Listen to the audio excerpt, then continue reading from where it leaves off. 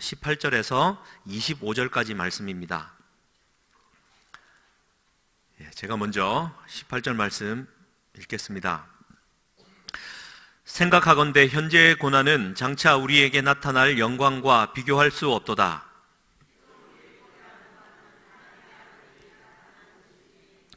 피조물이 허무한데 굴복하는 것은 자기 뜻이 아니요 오직 굴복하게 하시는 이로 말미암음이라.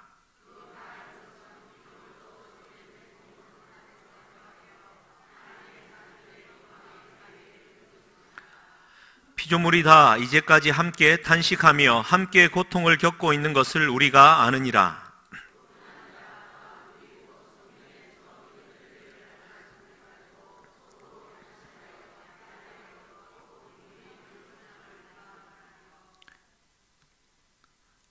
(24절이죠) 우리가 소망으로 구원을 얻었음에 보이는 소망이 소망이 아니니 보는 것을 누가 바라리요. 만일 우리가 보지 못하는 것을 바라면 참음으로 기다릴지니라. 아멘.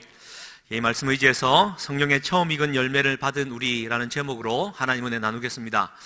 오늘 3일 밤 저녁 주님 전에 나오신 사랑하는 성도님들께 또 새해에 하나님께서 주신 은혜와 또 사랑을 기대하며 주님의 이름으로 축복합니다. 우리 자녀분들과 함께 사랑합니다, 축복합니다 인사 한번 나누시겠습니다.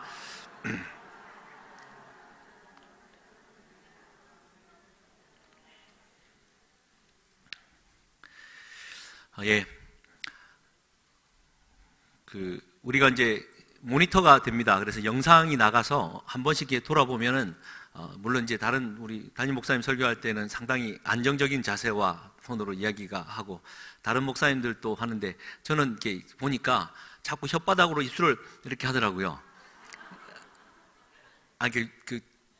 몰라. 스스로를 보니까 더 좀 민망한데 그것도 굉장히 좀 거추장스럽지 않나 생각을 합니다. 근데 앞에 서 보시면 알겠지만 자꾸 입이 마르고요. 그렇습니다. 그러니까 예, 할렐루야. 좀 이해하시고 또 그렇다고 또 혀 몇 번 내밀으나 세지 마시고 또 하나님 말씀에 좀 집중했으면 좋겠습니다.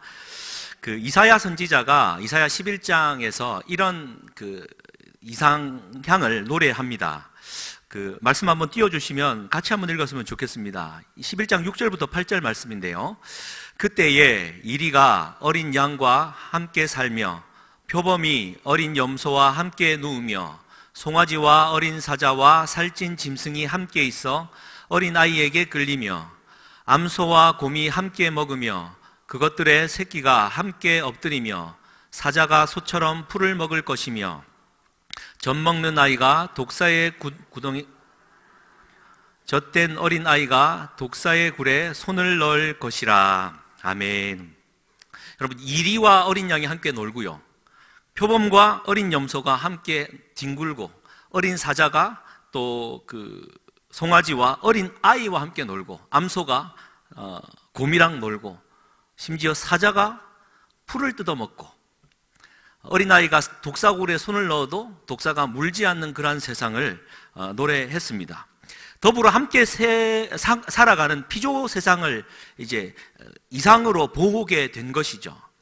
근데 이거는 이상이고 실제는 어떠합니까? 어린 양은 이리의 밥이요, 암소는 곰의 밥입니다. 또 들짐승들이 가장 잘 먹을 만한, 게 너무 잔인한 얘기인데 가장 쉽게 먹을 수 있는 인간은 어린 아이 아니겠습니까? 할렐루야. 이런 표현을 써서 죄송합니다만 그런 세상.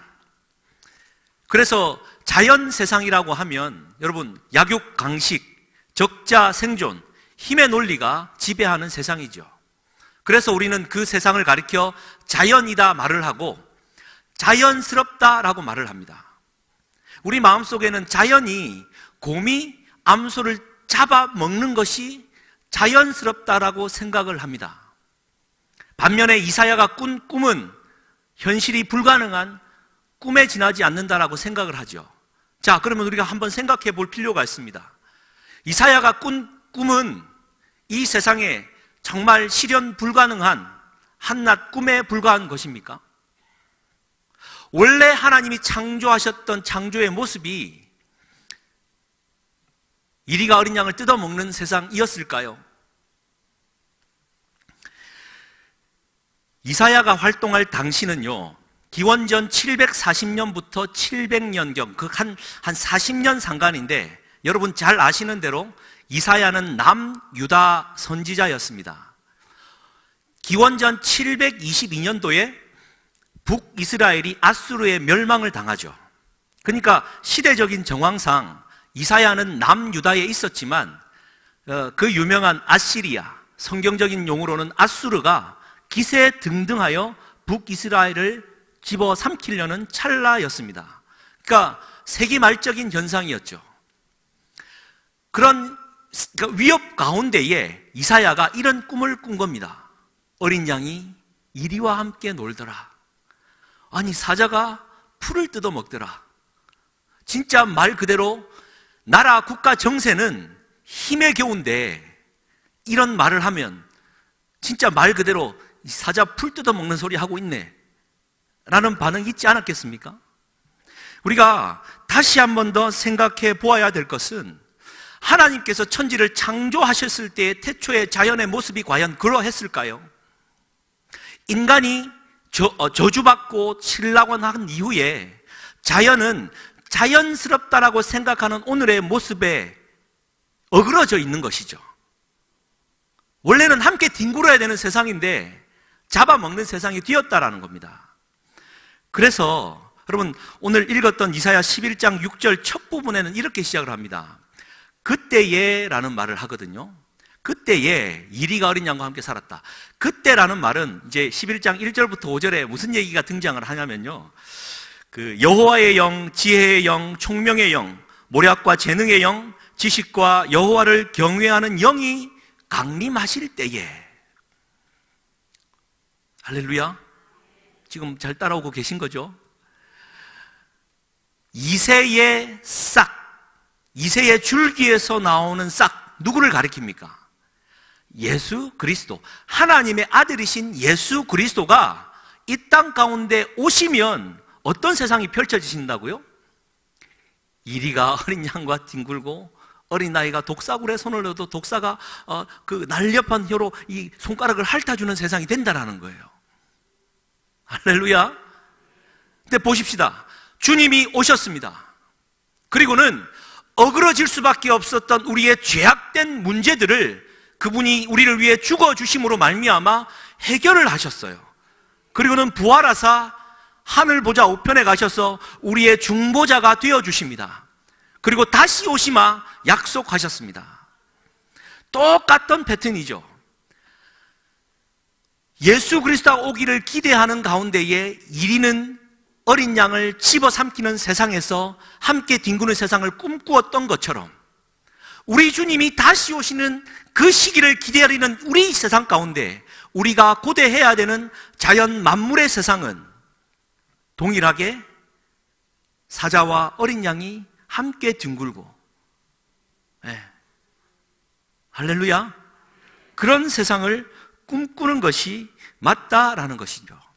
근데 이제 여러분 이제 2주가 지나서 또 잊어먹으셨겠지만, 로마서 8장은 이제 로마서의 꽃이라고도 합니다. 로마서 8장 1절 2절 시작. 그러므로 이제 그리스도 예수 안에 있는 자에게는 결코 정죄함이 없나니, 이는 그리스도 생명의 성령의 법이 죄와 사망의 법에서, 할렐루야, 그렇게 시작한 말씀이요, 쭉 가다 보니까 하나님의 아들들이 나타나기를 고대한다라는 말이 등장을 했고, 하나님의 아들들은 예수와 마찬가지로 하나님의 상속자된, 그래서 하나님 아버지를 아빠 아버지라 부를 수 있는 그분의 상속자가 된 자가 되었다라는 말로 선언을 하고 있습니다. 그러면서 모든 피조물의 세계가 탄식하며 고대하는 게 있는데 바로 하나님의 아들들이 나타나는 것이죠. 그런데 여러분, 오늘 본문 말씀 중에 20절 말씀에 보시면 이렇게 기록되어져 있습니다. 피조물이 허무한데 굴복하고 있다라고 기록을 하고 있어요. 자, 이제 말씀이 보이십니까? 피조물이 허무한데 굴복하고 있다라는 것은 이리가 어린 양을 집어 삼키는 세상이 아니라 함께 뒹굴며 살아가야 되는 이상적인 세상임에도 불구하고 잡아먹는 세상이 되었다라는 거죠. 21절 말씀은 이렇게 기록합니다. 그 바라는 것은 피조물도 썩어짐의 종노릇을 하고 있다라고 하는 것이죠. 피조물들이 썩어짐의 종노릇을 하고 있다라는 말은 무슨 얘기입니까? 앞선 얘기처럼 허무한데 굴복하고 있다라는 말과 똑같은 것이죠. 사랑하는 성도님들, 원래 사람도 사랑하며 살아가는 세상입니다. 원래 짐승들은 서로 잡아먹고 잡혀먹기며 약육강식, 적자 생존의 세상이 아니었단 말이죠. 원래 인간 세상도 그런 세상이 아니었음에도 불구하고 아수르는 북이스라엘을 멸망시키면서 잡아먹고 남유다도 바벨론이 잡아먹고 전쟁과 공포가 이 세상을 이루어 갔다라는 거예요. 여러분, 이러한 세상이 자연스러운 세상입니까? 아니라는 얘기를 지금 사도 바울은 우리에게 하고 있다라는 겁니다. 그래서 지금 피조물도 간절히 바라고 있는 것이 무엇이라고요? 하나님의 아들들, 예수 그리스도의 성품과 인격을 닮고 믿음을 닮은 하나님의 아들들이 나타나기를 간절히 고대하고 있다는 말이에요. 왜냐하면 인류의 죄 때문에 자연이 어그러져 고통받고 있는데 하나님의 아들들이 이 세상 가운데 나타나 하나님의 그 믿음의 삶을 살아간다면은 자연 만물도 회복될 수 있다라는 것을 자연은 알고 있다라는 얘기 아니겠습니까? 그런데 이 인간이 하나님의 아들들이 잘 안 돼요. 이제 그 얘기가 그런 것 같습니다. 여러분, 여러분 연탄재 함부로 차지 말라. 안도현 시를 아시죠? 그분이 이제 성인동화 연어라는 책을 지었습니다. 꼭 한번 읽어보시기를 주님의 이름으로까지는 추구할 필요는 없겠지만 권면합니다. 성인동화예요. 우리 목사님 말씀하셨지 않습니까? 그 치어가 이제 대어가 돼가지고 다시 돌아온다. 이제 그렇게 축복을 했는데 그 연어는 연어의 길을 가는데 제가 가장 감동받았던 구절이 이제 두 구절인데 그게 은빛 연어가 나옵니다. 은빛 연어. 주인공인데 그와 함께 다는 이제 누나 되는 이제 다른 이제 물빛 닮은 좀 시커먼 연어와 연인 사이가 되는데 그 둘 사이의 대화가 이렇습니다. 얘 은빛 연어야. 너는 너의 몸이 은빛이라는 것을 알고 있니? 몰라요. 왜냐하면 우리 연어는 자기 몸을 볼 수 없게 창조되었단다. 그래서 상대방의 색깔을 말해주지 않으면 그걸 알지 못하고 상대방이 그렇다라고 말해주는 것을 믿어야 네 몸이 그렇다는 것을 알아 라는 말이죠. 너무 감동을 받았습니다. 할렐루야. 제가 거울을 굳이 보지 않아도 유 목사, 넌 잘생겼어. 그러지 마시고 그러면은 그 말로 인해 내가 잘생겼다라는 것을 믿게 된다라는 거죠. 그러니까 그런데 이제 그게 중요한 게 아니라 그래, 물고기는 자기 몸을 볼 수 없게 창조되어서 남을 바라봐 줘야 된다라는 건 이 천국적인 메시지를 전하면서 무슨 말을 하냐면 너는 은빛 연어야. 너는 왜 그 넙치과의 도다리는 그 도다리와 같은 광어가 눈이 한쪽으로 쏠렸는지 아느냐? 여러분, 왜 눈이 한쪽으로 이렇게 쏠렸는지 아세요? 궁금했죠? 저도 그게 너무 궁금했는데 답을 알았어요. 넙치과의 이 넙치들은 자기 몸이 어떻게 생겼는지 너무 궁금해서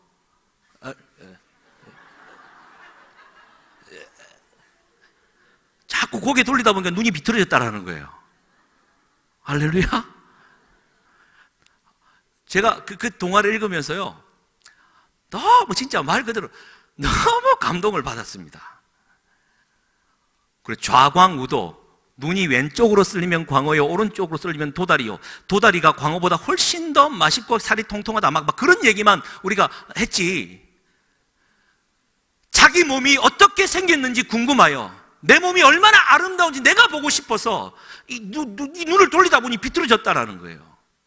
여러분, 자연을 통해 주는 하여튼 작가들은 대단한 것 같습니다.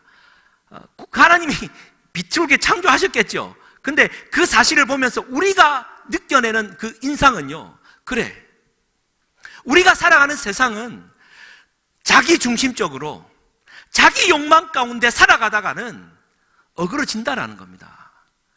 이 세상이 왜 하나님의 아들들이 나타나지 않고 어그러져 살아가고 있고, 인간 세상 가운데에 약육강식, 적자 생존에 이 자연 속에 내재해 있는 이 질서가 들어왔습니까? 자기 중심, 탐욕 때문이다라는 거죠. 여러분, 하지 마시기를 주님의 이름으로 간절히 축복합니다. 이제 그래서 제가 성경을 좀 찾고 싶은 게 두 군데가 있는데요. 여러분, 사람 이야기입니다. 민수기 11장 4절에 이렇게 기록이 되어져 있습니다. 한번 보십시오. 그들 중에 섞여 사는 다른 인종들이 탐욕을 품음에 이스라엘 자손도 다시 울며 이르되 누가 우리에게 고기를 주어 먹게 하랴. 잘 아시는 내용이겠죠. 광야 생활 가운데 이스라엘 백성들이 이제 그 탐욕을 품었다라는 말을 기록을 하는데요. 여기서 잘 보시면 그들 중에 섞여 사는 다른 인종들이라고 기록되어져 있습니다. 이제 그 말은 우리가 흔히 아는 60만 명에 해당하는 이스라엘 백성들이 출애굽할 때 순수 혈통의 이스라엘 백성들만 온 것이 아니라 잡다한 무리들이 함께 따라왔다라는 거죠. 그런데 그 말을 다른 인종들이라고 표현했을 뿐이지 실제로는 원어에 의하면 막 섞여 있는 무리들이란 뜻입니다. 그리고 여러분, 유심히 읽어야 될 부분은 구약에서 등장하는 이스라엘 자손이다라는 말은 신약 용어로는 하나님의 아들들이다라는 것, 이걸 갖고 생각하셔야 돼요. 보십시오. 그들 중에 섞여 사는 이 잡다한 무리들 중에 탐욕을 품은 인간들이 있었다는 거예요. 그들이 불만을 토로하기 시작합니다. 왜 우리는 그 밑에 나무, 오이도, 부추도, 참외도 뭐 이런 것들이 등장해요. 그런 걸 먹고 살았는데, 말씀 좀 계속 띄워주십시오. 왜 이 와가지고 고생하느냐, 생고생이냐 라고 하면서 우리가 고기도 좀 달라, 만나만 먹기 귀찮다, 막 이런 얘기를 하는 거잖아요. 탐욕을 품어 불만을 품으니까 보십시오. 이스라엘 자손도 다시 울며 고기 달라고 외치는 거예요. 하나님의 아들들로 서 있어야 될 이스라엘 자손들이요, 탐욕을 품은 인간들과 함께 있으니까 함께 섞여서 변질되어 갔다라는 얘기를 지금 민수기에서 하고 있고, 32절부터 34절은 이렇게 기록되어져 있습니다. 이건 같이 한번 읽어보겠습니다. 시작. 백성이 일어나 그날 종일 종야와 그 이튿날 종일토록 매출하기를 모으니 적게 모은 자도 10호멜이라. 그들이 자기들을 위하여 진영 사면에 피어도, 여기 보십시오. 32절을 잠깐만 해주십시오.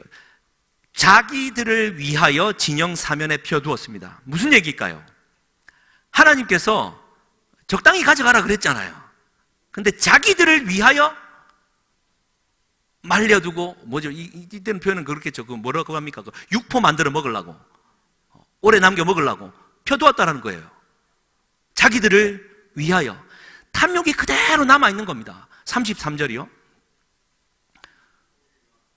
고기가 아직, 같이 읽겠습니다. 고기가 아직 이 사이에 있어 씹히기 전에 여호와께서 백성에게 대하여 진노하사 심히 큰 재앙으로 치셨으므로, 34절, 그곳 이름을 기브롯 핫다와라 불렀으니 욕심을 낸 백성을 거기 장사함이었더라. 할렐루야. 욕심을 낸 백성들입니다. 기브롯 핫다아와 탐욕의 무덤이라는 뜻이죠. 사랑하는 성도님들, 왜 그토록 피조세계가 고대하는 하나님의 아들들이 안 나타납니까? 왜 그토록 고대하는 해운대 순복음교회 믿음의 사람들이 왜 안 나타납니까? 왜 교회는 다시 약육강식, 적자 생존의 힘으로 서로가 서로를 물고 뜯으며 내 입지를 공고하게 나아가는 교회의 종말의 현상들이 나타나는 겁니까? 탐욕입니다. 욕심을 낸 자, 자기를 위하여 고개를 돌리는 자, 눈이 비틀어진다라는 것이죠. 그래서 골로새서 3장 5절 말씀은 이렇게 기록되어져 있습니다. 그러므로 땅에 있는 지체를 죽이라. 곧 음란과 부정과 사욕과 악한 정욕과 탐심이니 탐심은 곧 우상 숭배니라. 여러분, 하나님의 아들들은요, 탐심, 우상 숭배, 자기 중심성, 나를 위하여 욕심을 낸 백성이 되어서는 아니 된다라는 거예요.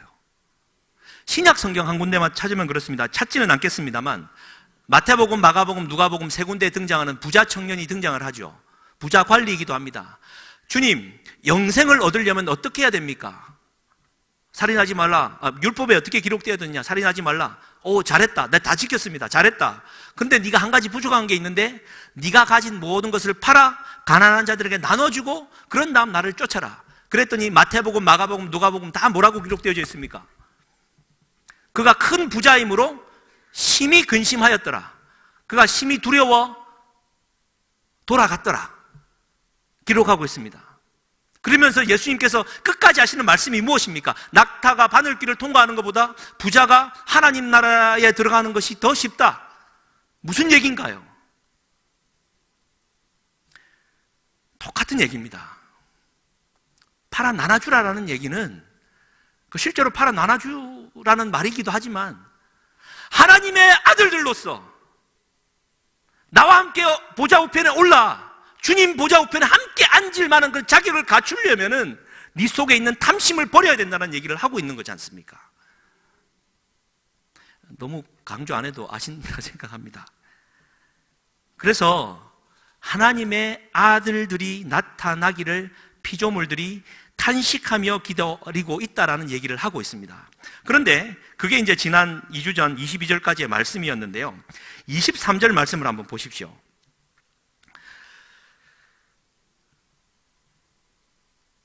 23절에 이렇게 기록되어 있죠. 그뿐 아니라 또한 우리 곧 성령의 처음 익은 열매를 받은 우리까지도 속으로 탄식하고 있다라는 겁니다. 자, 이거 참 중요한 말인데요. 우리 누굽니까? 성령의 은혜로 말미암아 거듭난 우리, 예수님이 우리를 위한 그리스도의 심을 믿음으로 고백하는 우리는 이제 하나님을 아빠, 아버지로 고백하며 그분의 자원을 이 땅 가운데 끌어쓸 수 있는 하나님 나라의 상속자가 된 우리, 그 우리 아닙니까?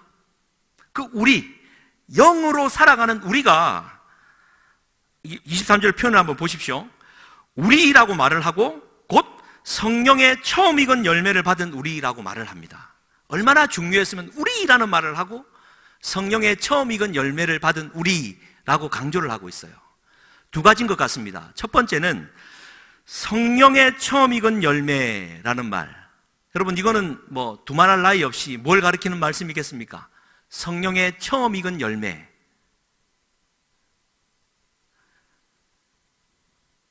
로마서 1장 4절은 이렇게 기록하죠. 성결의 영으로는 할렐루야.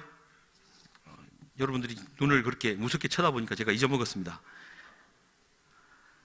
성결의 영으로는 죽은 자들 가운데서 부활하사 능력으로 하나님의 아들로 선포되셨으니 곧 우리 주 예수 그리스도시니라. 로마서 1장 4절에 기록한 내용이요, 성령의 능력으로 예수 그리스도가 하나님의 아들로 선포되었다라고 말을 하고 있습니다.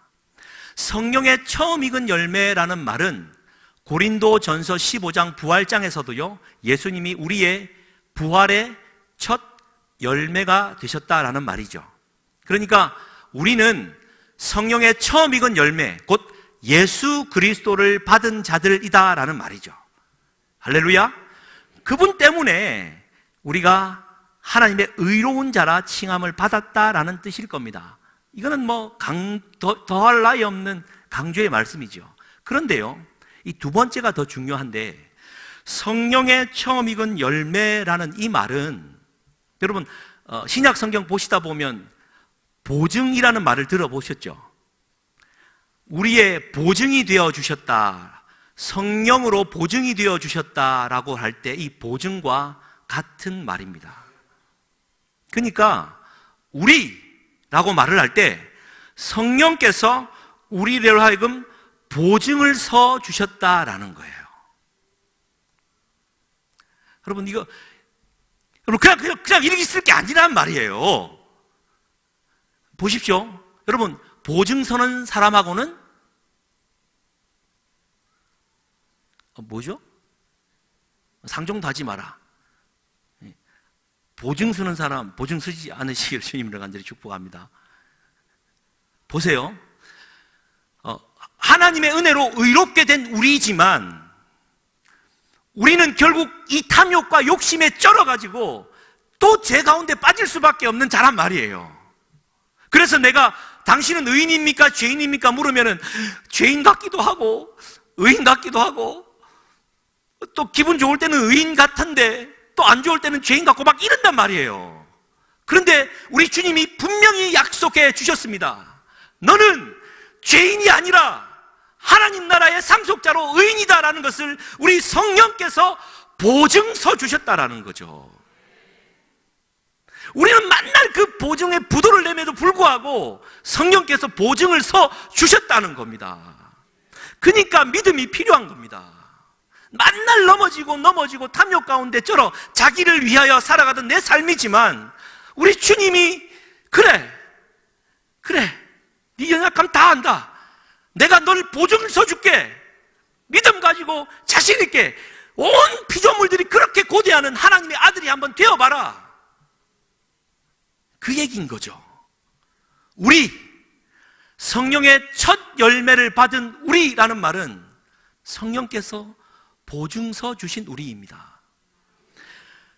그런데 착각하지 말 것은 보증을 서 주셨다라는 말은 이 사람이 앞으로 잘할 것이다 라는 것을 보증서 준 거지, 이제 앞으로 이제 죄도 안 짓고 그냥 잘 살 거다라는 것까지는 보장해 준 게 아니라는 말이에요. 여러분, 그래서 이 신앙이 참 어렵고도 어렵습니다. 사도 바울은 로마서 13장 11절에 이렇게 말을 합니다. 처음 믿을 때보다 우리의 구원이 더욱 가깝다. 그냥 들으니까 그렇죠. 다시 한번 읽어드립니다. 처음 믿을 때보다 우리의 구원이 더욱 가깝다. 여러분, 박옥수 씨의 구원파적인 믿음이요, 우리 오순절 계통의 신앙에 없는 줄 아십니까? 장로교 계통에도 없는 줄 아세요?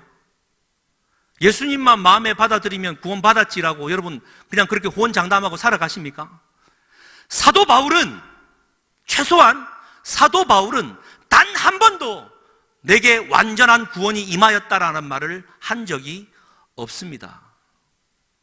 빌립보서 2장 12절 그 유명한 말씀, 두렵고 떨림으로 너희 구원을 이루라 말을 하고, 날이 갈수록 구원이 더 가까워진다라고 말을 하고 있지 이미 구원을 이루었다라는 말 한 번도 한 적 없습니다.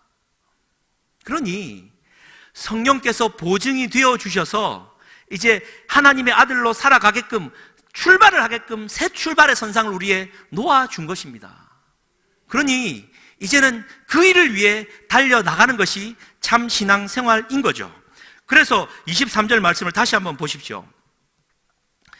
그뿐 아니라 또한 우리 곧 성령의 처음 익은 열매를 받은 우리까지도 속으로 탄식하여 양자될 것 곧 우리 몸의 속량을 기다리느니라. 여러분, 우리 몸의 속량이라는 말도 참 할 말이 많지만 온전한 구원을 뜻하는 것이죠. 몸과 영과 육이 함께 구원을 받는 온전한 구원을 이루는 그때까지 우리는 기다리며 소망을 가지고 참음으로 신앙생활을 해 나아가는 것입니다. 할렐루야. 그래서 고린도후서 4장 7절부터 10절 말씀, 이것도 한번 같이 한번 읽겠습니다. 그래서 하나님의 아들들은요 이렇게 살아가는 것 같습니다. 같이 한번 읽겠습니다. 우리가 이 보배를 질그릇에 가졌으니 이는 심히 큰 능력은 하나님께 있고 우리에게 있지 아니함을 알게 하려 함이라. 우리가 사방으로 우겨쌈을 당하여도 쌓이지 아니하며 답답한 일을 당하여도 낙심하지 아니하며 박해를 받아도 버림바 되지 아니하며 거꾸러뜨림을 당하여도 망하지 아니하고 우리가 항상 예수의 죽음을 몸에 짊어짐은 예수의 생명이 또한 우리 몸에 나타나게 하려 함이라. 여러분, 하나님의 아들들은 우겨 쌓임을 당하여도 당하는 게 아니다라는 거죠. 왜요? 성령께서 보증하여 주시기 때문입니다. 그러면 왜 우리는 주눅듭니까? 속는 거예요. 고린도서 4장 16절 말씀도 같이 한번 읽겠습니다. 시작. 그러므로 우리가 낙심하지 아니하노니 우리의 겉사람은 낡아지나 우리의 속사람은 날로 새로워지도다. 우리가 잠시 받는 환난에 경한 것이 지극히 크고 영원한 영광에 중한 것을 우리에게 이루려 함이니. 아멘. 예. 그러니까 여러분, 어떠한 환난이나 아픔이나 오해나 반목과 시기와 질투의 그러한 이 탐욕에서 비롯된 일들 속에서도요, 하나님의 아들로서 의연하게 대처하시며 그렇게 고대하는 하나님의 아들들로 세워져 갈 수 있기를 주님의 이름으로 간절히 축복합니다. 참 너무 중요한 얘기인 것 같습니다. 그런데요, 여러분, 제 얘기를 좀 정리를 하면 이런 것 같습니다. 피조물이 탄식을 하고 있잖아요. 그죠? 우리가 하나님의 아들들이 되도록. 그런데 오늘 말씀의 핵심은 영으로 살아가는 우리 마음 안에도 온전한 구원을 이루기 위하여 탄식을 하고 있다는 말이에요. 그러니까 그 탄식들이 있을 때 하나님의 아들들이 나타나는데, 저는 이 얘기가 너무나도 가슴에 진짜 더 있습니다. 여러분, 이지웅 목사님, 예수전도단 출판사에서 출판한 이지웅 목사님의 말씀을 읽다라는 책이 근래에 나왔는데, 그것도 한번 일독하시기를 축복합니다. 책 안 보려고 작정을 하신 분들 같아. 니나 읽어갖고 잘 설명해 주면 되지. 그래요. 제가 설명하려고 지금 그런 겁니다. 그 목사님이 가진 어떤 성경 해석 중에, 여러분, 창세기 1장 2절이 이렇습니다. 그죠? 땅이 혼돈하고 흑암이, 오늘 왜 이런지 모르겠습니다. 땅이 공허하고 혼돈하며 흑암이 깊음 위에 있고 하나님의 신은 수면 위를 운행하시니라. 혼돈과 흑암과 뭐죠? 죄송합니다. 공허하고 혼돈스럽고 흑암은 여러분 탄식이에요. 왜냐하면 여러분, 공허하고 혼돈하고 흑암이 깊음 중에 있는데 그 위에 뭐가 있습니까? 하나님의 신 성령이 운행을 하고 있단 말이죠. 이게 얼마나 중요하냐면, 여러분, 운행하다라는 이 말은 영어로는 하벌이라고 하고, 헬라어로는, 히브리어로는 라하프라는 단어를 쓰는데, 이 단어가 어떤 단어냐면요, 흑암하고 공허하고 혼돈하고 흑암이 깊음 중에 있는 가운데 성령께서 어떻게 운행하셨겠습니까, 여러분? 나 가고 싶은 대로 이렇게 돌아다니셨겠어요? 그냥 하고 돌아다녔겠습니까? 라하프라는 이 단어 안에 비밀이 숨어 있어요. 무슨 말이냐면, 독수리가 공중에서 빙글빙글 돌 때 하벌, 라하프라는 단어를 쓰고요. 밀림 정글 위에서 헬리콥터가 빙글빙글 선회할 때 라하프라는 단어를 쓰고요. 어미 닭이 알을 품고 꼭 있다가 시간이 되면 조금씩 돌릴 때, 때가 맞춰 조금 돌릴 때 라하프라는 단어를 쓴다는 말이에요. 자, 처음부터 보십시다. 왜 독수리가 공중에서 맴돌고 있을까요? 먹이가 나와 적절한 타이밍에 달려가 채기 위하여 돌고 있는 겁니다. 여러분 다 아시는 대로 독수리는 약 1.6km를 떨어져 있는 작은 미생물도 볼 수 있는 눈을 가졌죠. 도는 겁니다. 여러분, 왜 헬기가 밀림 위에서 빙글빙글 돕니까? 착륙하기에 가장 좋은, 적을 피하든지 위치를 찾았을 때 앉기 위하여 계속 돌죠. 여러분, 왜 닭이 알을 품고 계속 돌립니까? 엄미의 체온이 골고루 퍼져 예쁜, 어떻게 잘 새끼가 태어날 수 있도록 도는 거잖아요. 결론은 그렇습니다. 성령께서 공허하고 혼돈하고 흑암이 깊음 중에 있는 탄식의 소리들로 가득 찬 이 세상에 성령께서 라하프 하고 있는 거예요. 성령께서 운행하고 계시면 때가 되어 하나님의 역사는 일어나는 겁니다. 그래서 3절에 빛이 있으라 하심에 빛이 있는 역사가 생기는 거예요. 여러분, 탄식을 해야 됩니다. 피조물들이 보이지는 않지만 하나님의 아들들이 나타나기 위해 탄식하고 있어요. 그러면 정작 우리는 뭐 하고 있습니까? 욕망 가운데 살아가면서 영으로 깨어 살아나야 된다는 사실을 무지한 채 탄식할 줄 몰라 살아가고 있는 거예요. 내 영이 깨어 있다면 탄식해야 된단 말이죠. 이제 26절에 넘어가면 그 유명한 말, 성령도 우리를 위하여 친히 탄식하며 친히 간구하고 계시는 거예요. 어떻게 하시면서요? 라하프. 그분의 신이 우리의 탄식 가운데 운행하신다면 때가 되었을 때 하나님의 역사가 일어난다는 겁니다. 2018년도를 시작하시면서 여러분 마음속에 어둠도 많으시고 공허하시고 혼돈하십니까? 헛기침으로 대신하는 줄 믿습니다. 그래요. 사실 제 마음도 마찬가지입니다. 새해를 맞이하면서 우리 가운데 기대 차은 마음으로 가야 될 텐데, 목사님 말씀하시지 않습니까? 나라 상황도 그러하고 뭔가 희망을 찾기에 불확실한 이 세상 가운데에 뭔 희망을 찾겠습니까? 그러나 우리 위에 성령께서 자기의 때가 되었을 때 임하시기를 위하여 라하프하고 계시다면 여러분 가운데 2019년도가 새로운 장이 열리리라 믿습니다.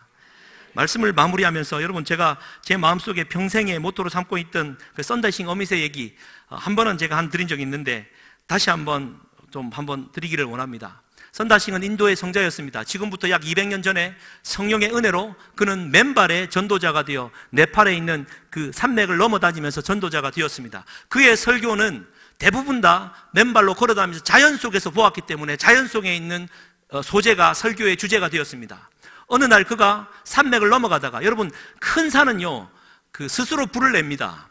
그 산맥을 지키기 위해요. 나무와 나물이 마찰이 되어서 스스로 불을 내어서 다 태워서 자연 생태계를 유지한다고 하죠.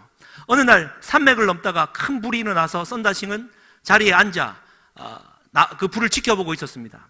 어느 나무 위에 새 둥지가 있었고 그 어린 아기 새들이 조잘되고 있는 모습을 보였습니다. 밑에서 불은 타올라갔습니다. 어디서 날아왔는지 어미새가 그 위에를 빙글빙글 돌고 있었어요. 썬다싱은 생각합니다. 저 참 안타깝지만 저 새 둥지가 이제 불에 타서 땅에 떨어지면 어미새는 날아가겠구나 생각을 했습니다. 빙글빙글 돌다가 때가 되어 불이 차올랐고 그 새 둥지가 땅에 떨어지는 순간 어미새가 돌다가 그 새 둥지로 함께 달아내리면서 아기 새들과 함께 불타 죽더랍니다. 이게 자연 세상 속에 남아있는 하나님의, 그 자연 세상 속에 심겨놓은 하나님 아버지의 마음 아니겠습니까? 세상은 불타서 자기 욕망 가운데 썩어짐의 종로로 타며 허무한 데 굴복하고 있는 인간 세상, 자연 세상 가운데에 우리 주님이 오셔서 우리와 함께 죽어주셨단 말이죠. 그 일을 이루셨어요.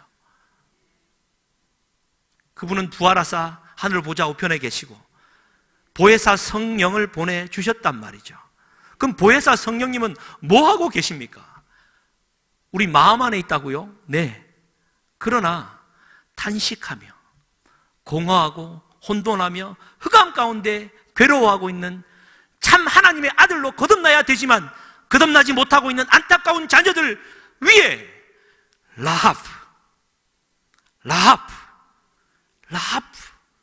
하고 계시다라는 사실을 여러분 믿으실 수 있겠습니까? 때가 되었을 때 그분은 우리 가운데 강하게 임하셔서 우리를 살려내실 뿐만 아니라 하나님의 아들로서 살아갈 힘을 공급해 주실 줄 믿습니다. 할렐루야. 우리 시간 함께 기도했으면 좋겠습니다. 기도하실 때 살아계신 하나님 아버지, 참 공허하고 혼돈하고 흑암 가운데 있는 욕망에 사로잡혀 약육 강식, 적자 생존이 내 삶의 모토가 되어 남을 밟고 일어서야 되는 그러한 삶, 불쌍한 삶을 살고 있지는 않습니까? 새해 목표를 정하면서 또한 그 비슷한 욕망의 꿈들을 꾸지는 않았습니까? 하나님 용서하시고 공허하고 혼돈하고 흑암이 있는 내 마음속에 찾아오셔서 하나님에게 때가 되었을 때 성령이여 강하게 내게 임재하여 주셔서 하나님의 아들들로 온전히 세워지는 2019년도가 되게 하여 주시옵소서. 연약한 육신들 하나님 다 맡겨드리고 마음도 맡겨드리는 기도해 주시고, 더불어 우리 목사님과 사모님을 위해서 기도해 주시고, 가정을 위해 자녀를 위해 또 전심을 다하여 좀 중보하며 나아갔으면 좋겠습니다. 주여 한번 부르짖고 기도하시겠습니다. 주여, 살아계신 하나님 아버지여 감사합니다. 아버지 하나님, 성령께서 우리의 마음을 주장하실 줄 믿습니다. 아버지 하나님, 하나님의 속량을 기다리는 우리의 마음 가운데에 성령 하나님 찾아오실 줄 믿습니다. 하나님, 우리는 하나님의 아들들로서 날마다 세워져야 될 존재인데 욕심과 자기 중심성에 사로잡혀 아버지 하나님, 우리는 날마다 하나님 내 속에 욕심 가운데 멸망의 길로 가고 있지는 않습니까? 아버지 하나님, 내 자녀가 그 길을 걸어가고 있지는 않습니까? 하나님 용서하시고 하나님의 아들들다운 하나님의 믿음의 삶을 살아갈 수 있도록 주여 축복하여 주시옵소서. 나는 비록 아무것도 할 수 없고 날마다 넘어지는 자이지만 라합하고 계신 우리 성령께서 이미 보증을 서주셨사오니 하나님 그 보증의 힘을 믿고 다시 한번 새 힘을 얻을 수 있도록 주님이여 함께하여 주시옵소서. 하나님 역사하시옵소서. 주여 은혜와 긍휼과 자비하심을 베풀어 주시옵소서. 우리 목사님과 사모님에게 건강함을 더하여 주시옵소서. 동일한 은혜와 사랑이 우리 성도님들의 삶과 가정과 일터와 하나님 육신 위에 몸 위에 임하게 하여 주셔서 하나님의 사람답게 설 수 있도록 축복하여 주시옵소서. 하나님 부족합니다. 나를 위해 또 우리를 위해 함께 죽어주신 우리 주 예수 그리스도와 더불어 함께 부활하는 존재임을 기억하며 하나님의 아들들로 살아가게 하시옵소서. 세상의 욕심에 세상의 돈의 논리에 힘을 대지 않도록 도와주시고 남을 밟고 일어서는 것이 아니라 더불어 함께 살아갈 수 있는 힘과 용기를 부어 주시옵소서. 오늘 한 날의 삶을 주님께 의탁합니다. 주님 오셔서 우리와 함께 하여 주시고 성령의 충만함만이 우리 속에 서게 하여 주시옵소서.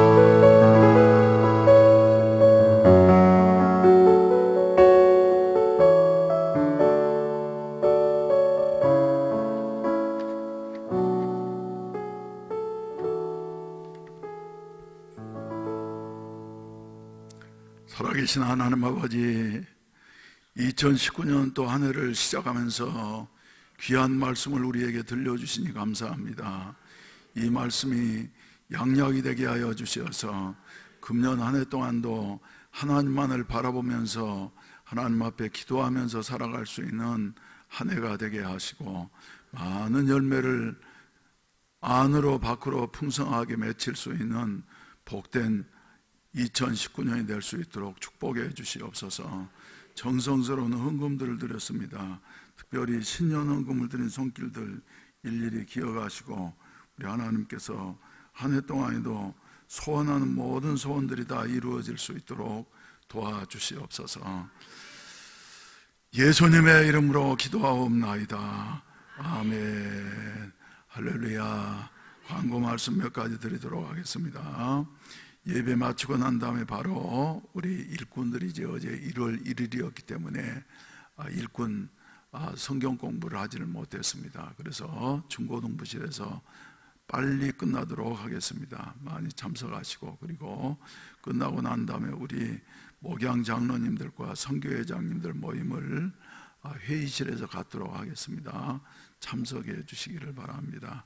지난 주일에는 초창기부터 우리 교회를 나오시던 손태근 집사님과 고명희 집사님 이렇게 본교회를 방문해 주시더니, 오늘은 이제 그동안에 교회를 사랑하면서 열심히 헌신하고 봉사하셨던 우리 김성열 장로님과 정필림 권사님께서 교회를 사모하면서 이렇게 방문해 주셨습니다. 잠깐 일어나 주시겠습니다. 저 뒤에 계시는데 우리 박수로 한번 환영하십시다.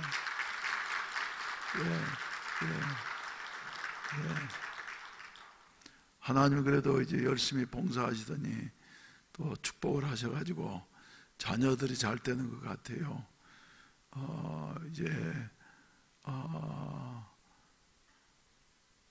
요새는 모계사인 것 같아. 그래서 며느리가 이제 뉴질랜드로 공부하러 가니까 애들 셋 뉴질랜드 가면은 학비를 안 내고 영어를 공부할 수 있으니까 가게 되고, 그리고 이제 가가지고 아무튼 희망에 처해 계시는 것 같습니다. 비자도 다 나오고 해서 이제 뉴질랜드로 가서 몇 년을 더 공부할는지 모르겠지만 아무튼 아주 좋은 일들이 일어나게 된 것 같습니다. 축하를 드립니다. 할 수 있으면 끝나고 난 다음에 좀 인사도 좀 하시고 하시는 시간을 가지고 계시기를 바랍니다. 우리 신년 또 표를 우리 한번 외쳐보십시다. 예수님만 바라보며 미래로, 가나안으로, 세계로. 할렐루야. 시작. 예수만 바라보며 미래로, 세계로. 할렐루야. 예, 이런 그 은혜가 있어지기를 바랍니다. 참 세월이 빨리 지나가는 것 같습니다.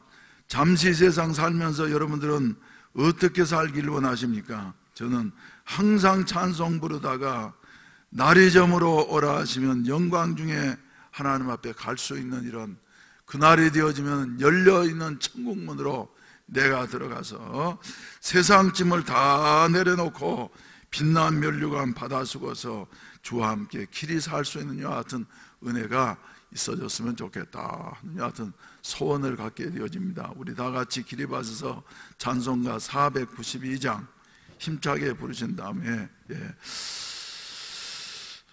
예배를 마치도록 하겠습니다.